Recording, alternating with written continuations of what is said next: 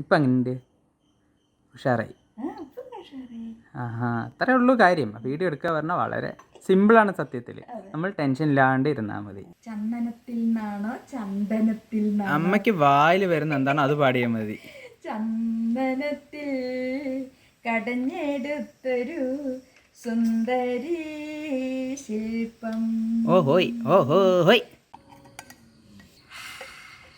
നല്ല മണ, ഉപ്പ് കറക്റ്റ്, നല്ല രുചി, എരിവും പുളിയും പാകത്തിന്.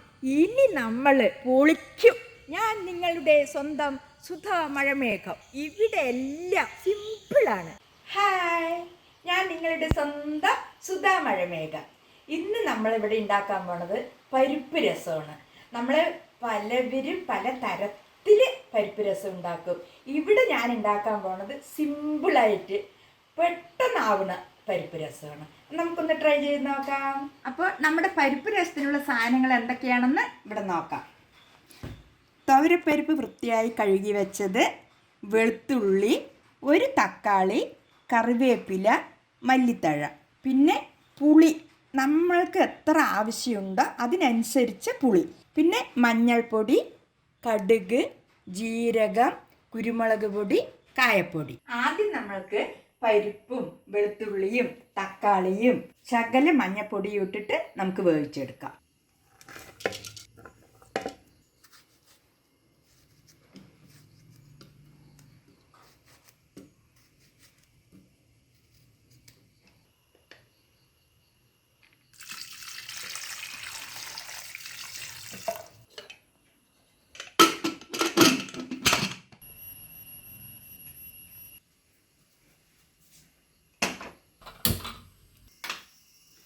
നന്നായി വേകട്ടെ കേട്ടാ. ചന്ദനത്തിൽ നിന്നാണോ ചന്ദനത്തിൽ നിന്നാണോ? അമ്മയ്ക്ക് വായിൽ വരുന്ന എന്താണോ അത് പാടിയാൽ മതി. ചന്ദനത്തിൽ കടഞ്ഞെടുത്തൊരു സുന്ദരി ശില്പം. ഓഹോയ് ഓഹോയ്.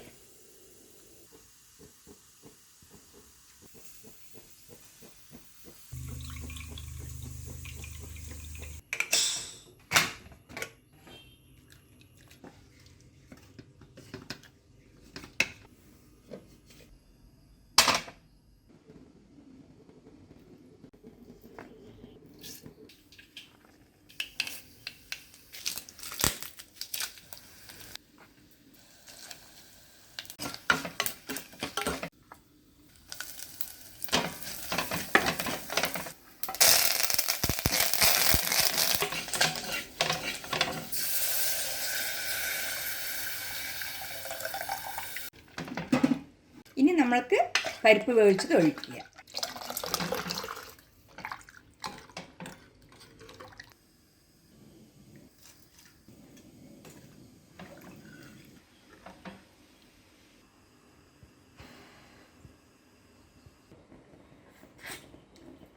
ഉപ്പും പുളിയും എരിവും എല്ലാം കറക്റ്റ്.